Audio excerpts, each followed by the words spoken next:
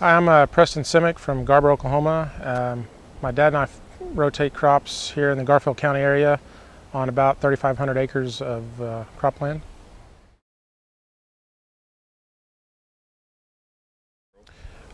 We currently are raising wheat, double crop soybeans and milo, early corn, and also fall winter canola.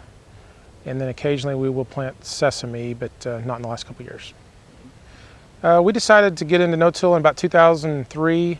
Several neighbors in the area had been in it for 5 to 10 years, and we're seeing benefits from the rotation, able to raise corn and things to help get out of the weed-on-wheat cycle that would break up weed pressures and disease pressures. So we knew it was something that had a lot of potential, and there was a lot of people that had kind of went ahead of us and got into it that helped us along, teaching along the way.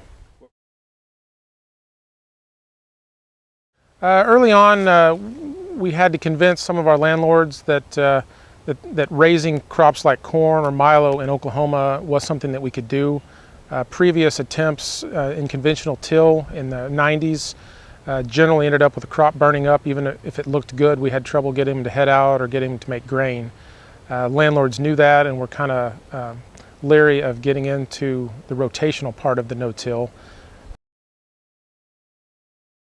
Still struggling with wheat fertilizer because the spacing on those rigs aren't exactly set up for wheat, but we've tried to kind of set up a rotation to where we don't have to put anhydrous on the wheat ground. We'll generally just use top dress.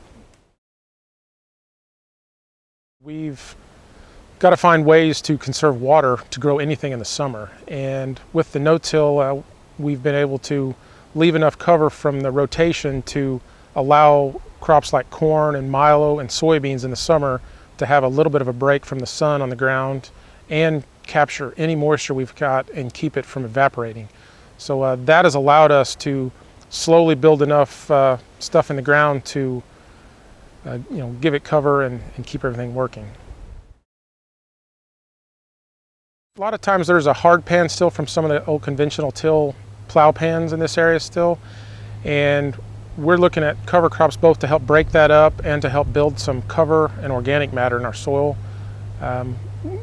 Since we get low rainfall, we need as much water holding capacity as possible, and also anytime you can get a little bit of nitrogen put back in the soil from some of the different cover crops do, we think that'll be a benefit.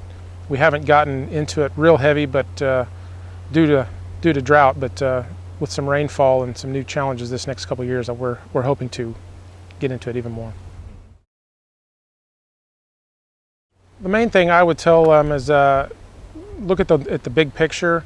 A lot of times your first year in or one specific crop you may try to plant a no-till may not pan out, but the benefits of the rotation and the no-till together will pay out in the long run. We've seen crops fail in one season and we may have not thought we'd made money or maybe just a break even, but they gave back in whether it was yield benefits or cleanliness of the field or crop quality in the following years, to where over a 5 or 10 year period the total income per acre has increased between 50 and 100%.